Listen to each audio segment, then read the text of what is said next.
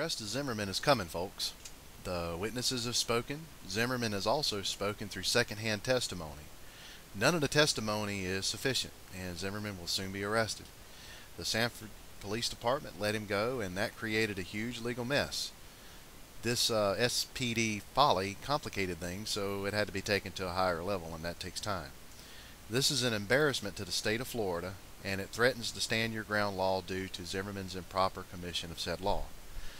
The ominous legal errors at the supervisory level and the buffoonery of the SPD and the area's higher ranking officials will take decades to fade in memory.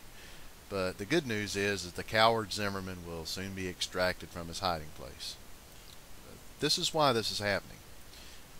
The witnesses, well, there are no witnesses who saw the start of the fight or the shooting. Zero. There are some media outlets, talk radio and television media outlets, saying there are witnesses who saw the whole thing. But when you see the actual quotations that must be accurately reported from the witnesses, it's beyond obvious that they didn't see the whole thing. There are individuals who saw the middle of a fight, but nobody actually saw the start of the fight. One witness, a 13-year-old boy, is now saying that he couldn't really see what happened.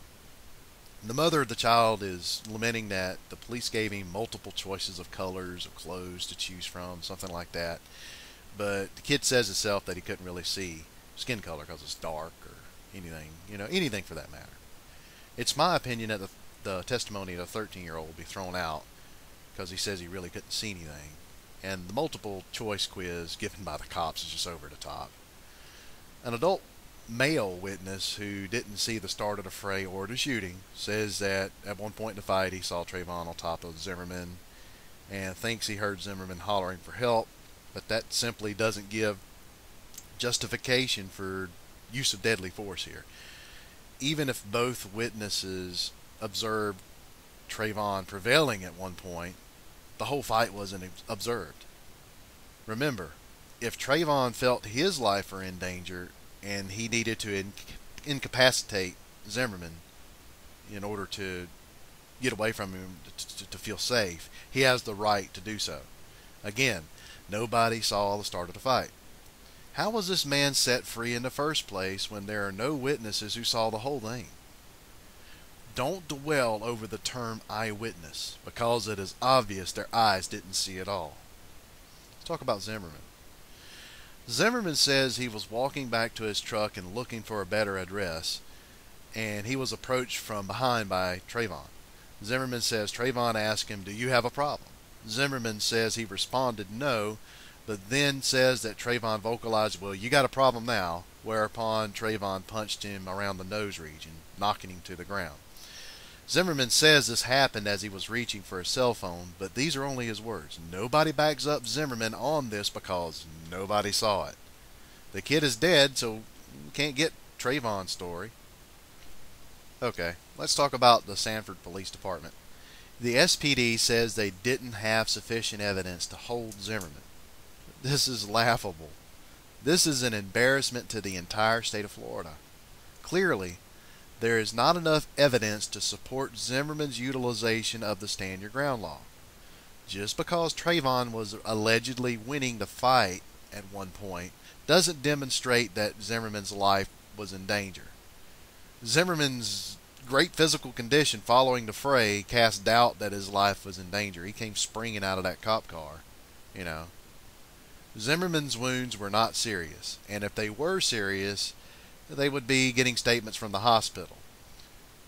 In a case that resulted in death, how do you let the admitted trigger man go free when none of the documented witnesses saw the entire altercation?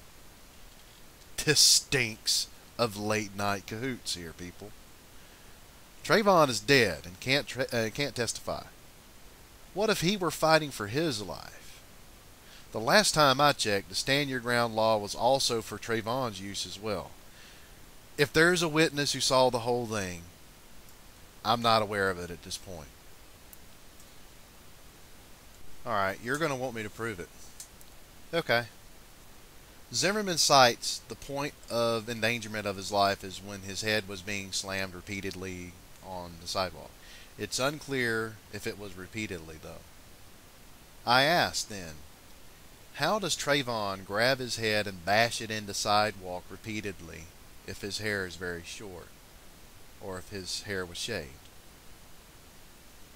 If there were hair on the head, just take one hand to bash a head. But if there's no hair, wouldn't it take two hands to grab a hold of the head to do that? If there are two hands on the head, isn't it reasonable to think Zimmerman's hands were free? If Zimmerman's hands are free, isn't it reasonable to believe that Zimmerman was going for his gun instead of trying to fight back or maneuver away?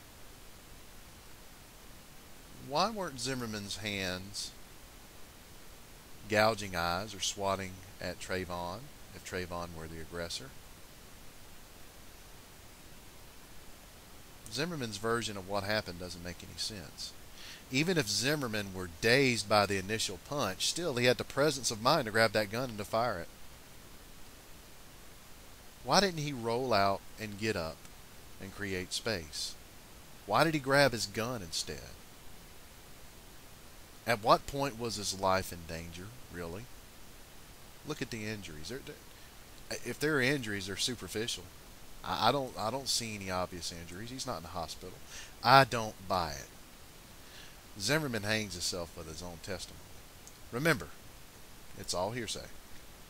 Nobody saw the initial contact to my knowledge. Two witnesses saw the struggle. One of them's probably going to be thrown out because he really didn't see anything. That was that little kid. We all know that only one guy saw Trayvon at this point, given the recent evidence here. That's not enough. Something else happened when these two stood face to face, but only God knows that. The funeral home that prepped Trayvon says that his hands were not cut or bruised from punching. He says there are no obvious signs of struggle, only a bullet hole. Thanks for watching.